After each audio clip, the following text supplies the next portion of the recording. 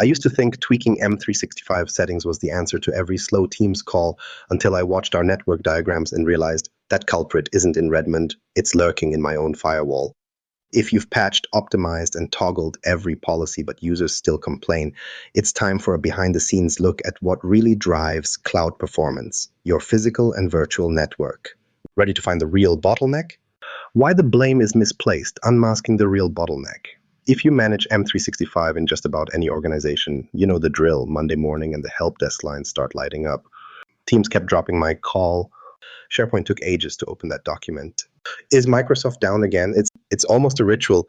Users send those tickets, admins scramble to check the health dashboard, Exchange barely blips, and everything looks green. So naturally, the next step is tweaking every policy you can think of. Maybe shave down those retention rules, tinker with conditional access, check for old add-ins, even reboot half your servers just in case. And after all that, your users swear it's still taking 10 seconds to open PowerPoint files. It's enough to make you start doubting the whole M365 stack.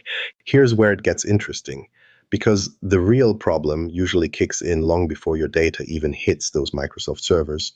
It's a tough pill to swallow. We've all pointed the finger at M365 itself when performance crawls, but the data rarely lines up with that story. Microsoft's entire cloud architecture is built for scale.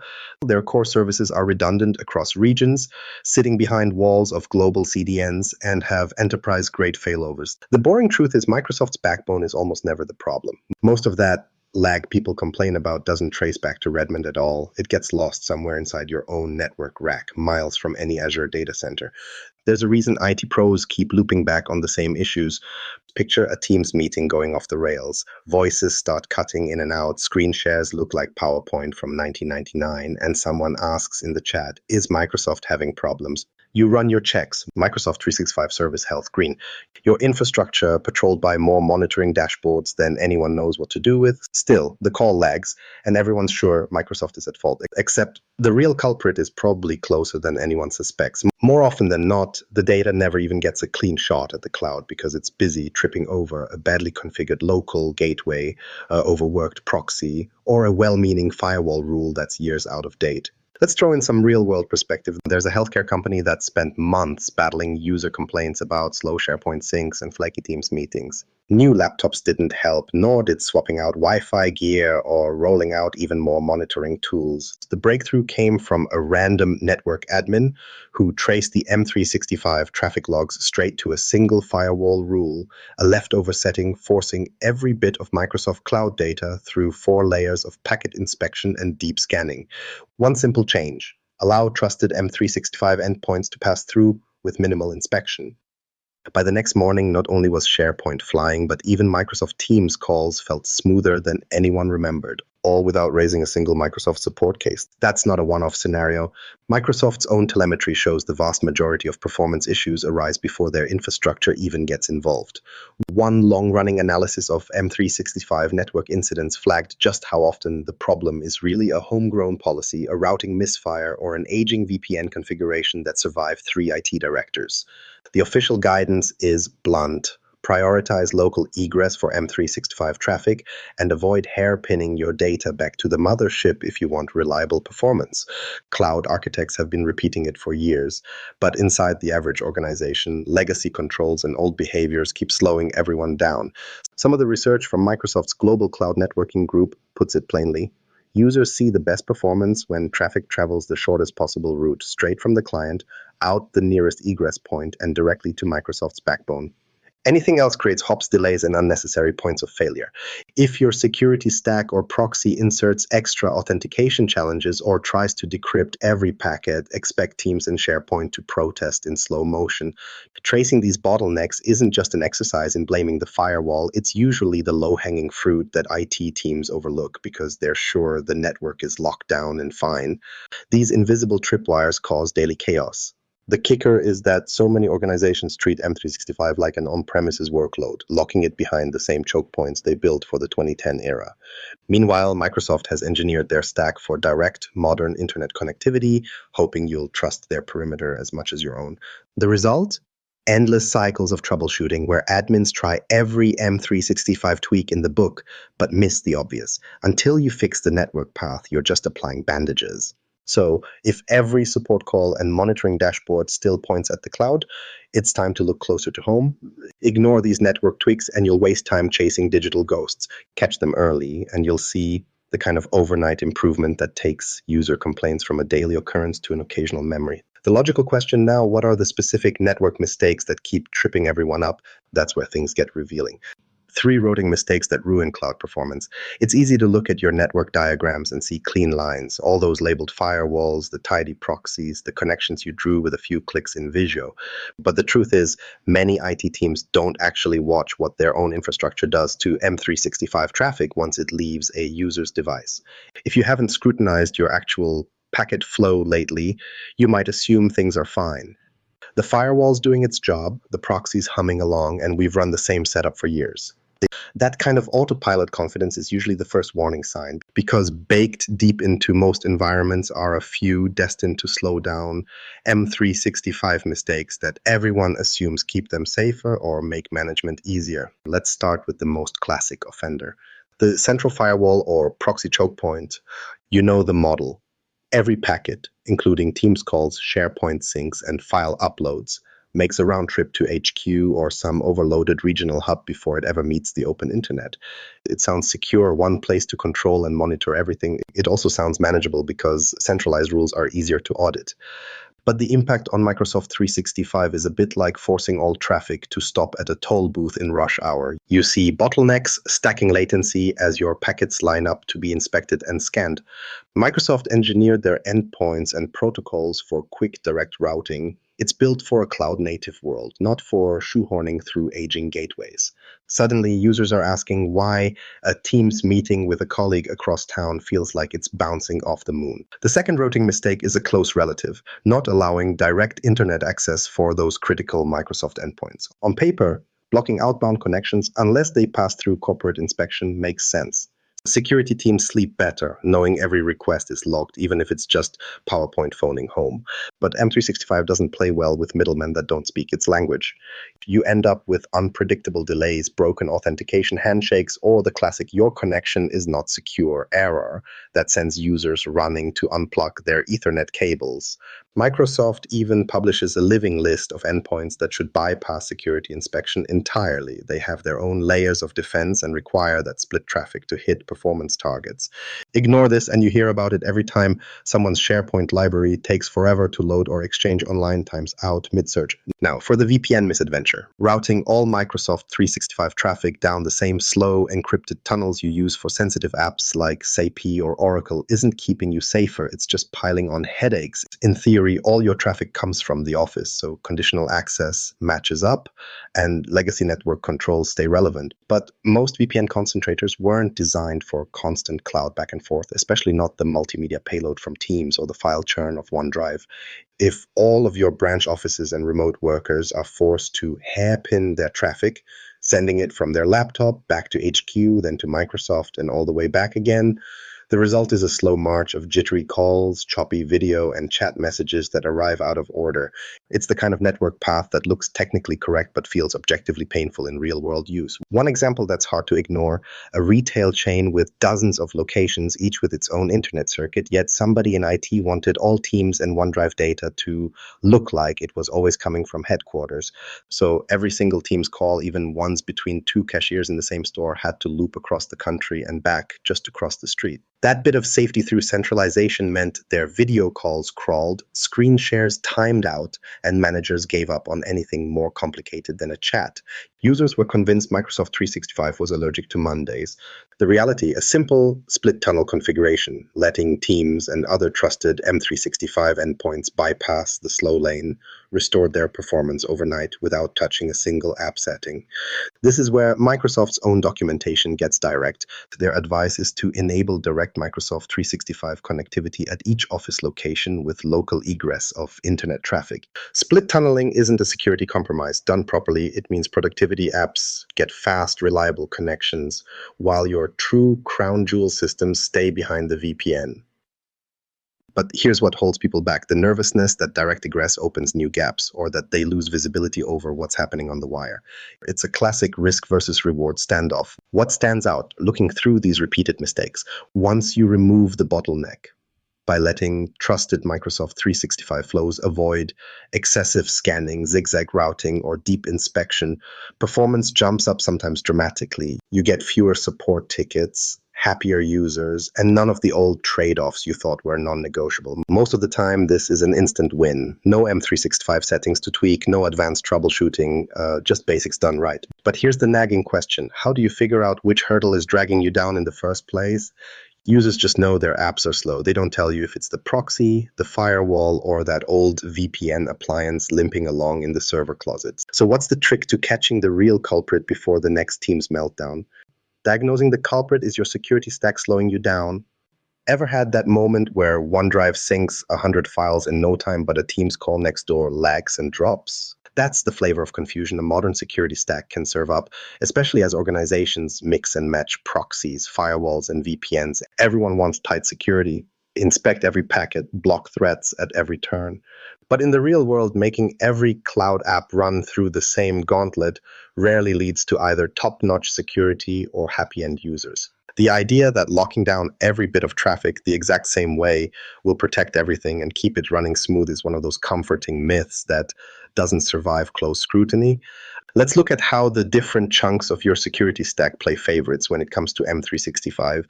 Say you have a proxy that forces all traffic through SSL inspection. For Exchange and SharePoint, sometimes things limp along, but then Teams turns into a slideshow the second someone shares a screen. Why? Teams and other real-time services push a lot of traffic types, UDP for media, different protocols for chat and files, and most proxies just aren't built to handle that level of complexity on the fly. When everything gets decrypted, inspected, and pieced back together, latency finds its way in and the wheels come off. Some tools handle bulky uploads well, but choke on persistent connections. Others give a pass to low-priority endpoints, but hammer the critical ones that make calls and meetings work. It gets even more interesting when firewalls get into the mix. Modern firewalls love deep packet inspection. That's great, right up until they try to parse Microsoft's constantly updated list of service URLs and IPs. They're built for stable on-prem environments and get nervous whenever Microsoft decides to add a new CDN or change an API domain. Suddenly, random Teams workloads grind to a halt while OneDrive chatters away happily in the background because its sync traffic slipped through an open port the firewall still recognizes. Everybody in the building starts speculating about why OneDrive just works while SharePoint feels like dial-up. Sound familiar? VPNs have their quirks too. Routing all remote users through the same secure tunnel sounds like good hygiene, but it can amplify small bottlenecks. For users at home, all that encrypted traffic makes a round trip just to pick up a shared file or join a meeting. If the VPN concentrator isn't sized for live video and collaboration, the whole experience drags. Now, you've handed users something worse than slow internet. You've given them inconsistent results where one workload is reliable and another one sputters. This is the paradox no one really talks about. Aiming for maximum coverage can actually create weird patchwork problems that drain productivity. Your proxy, firewall, or VPN doesn't treat every M365 service the same, which means support tickets show up with notes like SharePoint lag but email fine, or Teams chat instant but calling dropped me twice. Most admins assume Microsoft is to blame or that something changed in the client. But really, your own security stack is picking winners and losers without telling you. Let's get specific. SSL inspection, intended as a line of defense, can unexpectedly strip away headers, break persistent connections for Teams or Exchange, and even derail authentication tokens. Even a minor delay in decrypting and re-encrypting can throw off real-time voice or video. Microsoft is well aware of this, which is why they maintain a living, sometimes massive, list of endpoints that are meant to be left alone. These aren't vanity URLs. Teams media flows, SharePoint uploads, Exchange syncs, they all have addresses Microsoft once bypassed. From deep inspection, ignore this list and plan on a steady stream of "is the internet broken?" complaints. Now, how do you actually catch the troublemaker? Real-world network monitoring pays off here. Microsoft offers a free connectivity analyzer, which checks from a client's perspective and highlights any detours or delays hitting their endpoints. Pull the logs from your own tools, packet sniffers, flow analyzers, or just plain event logs on your proxy. If you see big lags on TCP handshakes or repeated dropped packets for Teams calls, you've likely pinned it down. The trick is to go service by service and see who's getting stuck where. Find that SharePoint feels fine but Teams stumbles. The odds are your stack's treating them differently, possibly due to some catch-all inspection rule that nobody's questioned in ages. Here's a true story that hits close to home. I worked with a company that recently upgraded their security stack, proud of their new proxy with advanced threat detection. About 2 weeks in, the complaints started. Teams went from tolerable to nearly unusable, but SharePoint was still zipping along. It turned out the proxy was flagging real-time UDP traffic as anomaly, something the team never thought to exclude. Flipping the right bypass for Teams media traffic brought calls back to normal in less than an hour. No new licenses, no escalations to Microsoft, just a missed detail in the proxy config. So what's the fix that doesn't throw your security posture out the window?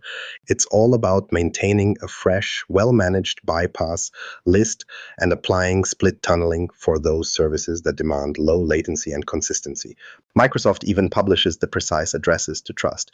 When your inspection stack and routing rules match what M365 expects, things settle into a groove. You keep phishing threats and risky domains under watch, but your core productivity apps move at the speed users expect. Of course, if the idea of opening up direct paths or split tunnels gives you pause, there's still more to consider, like bandwidth planning, traffic prioritization, and convincing the business it's worth the change.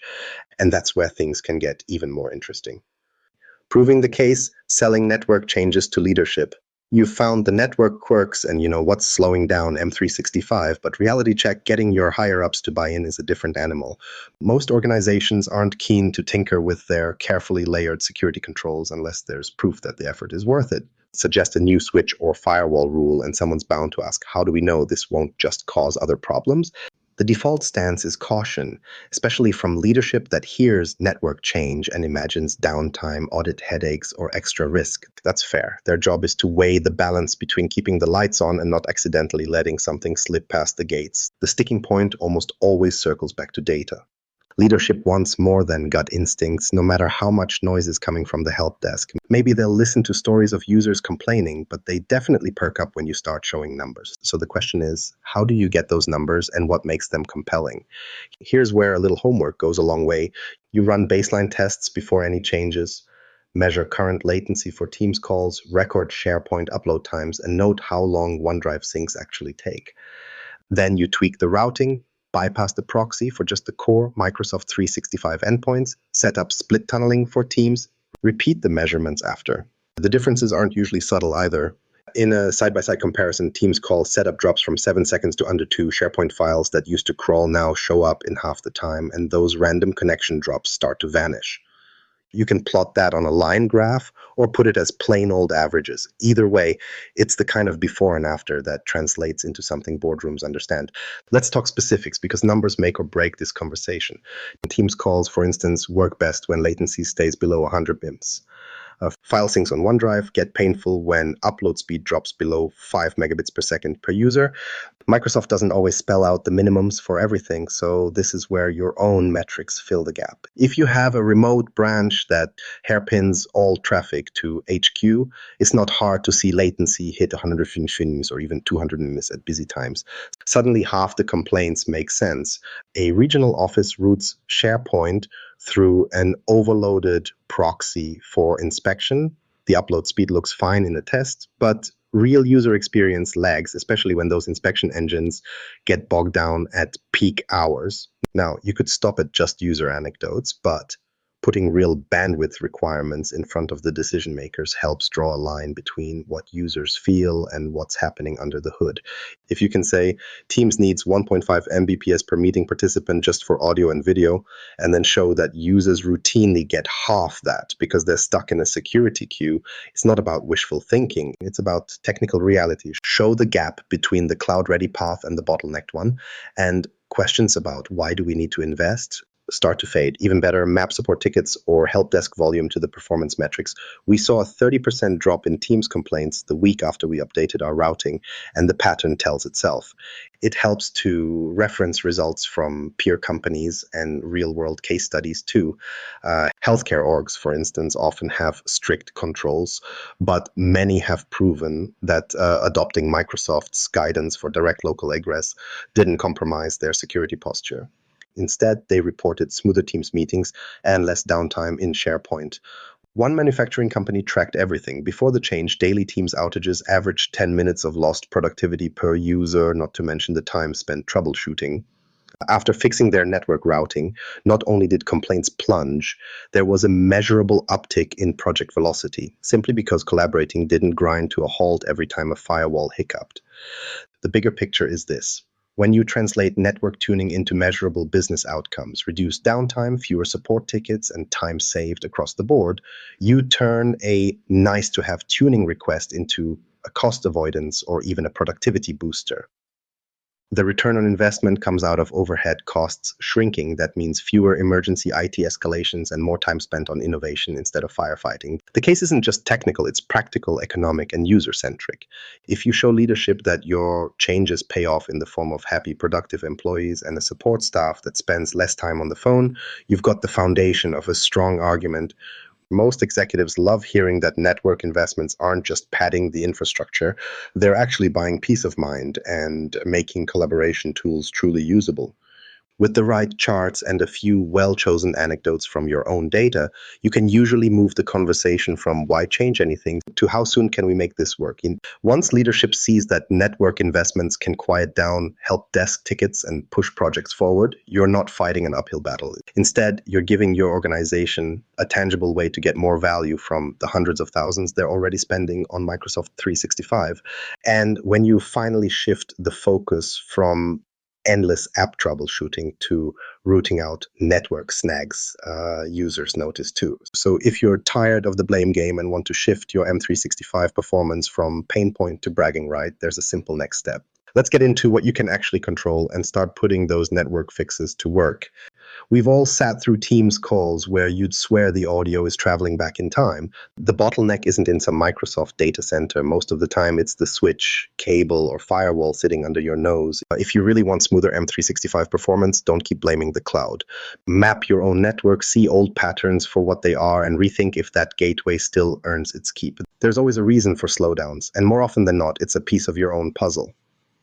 For more real-world M365 advice, hit subscribe and get the upper hand.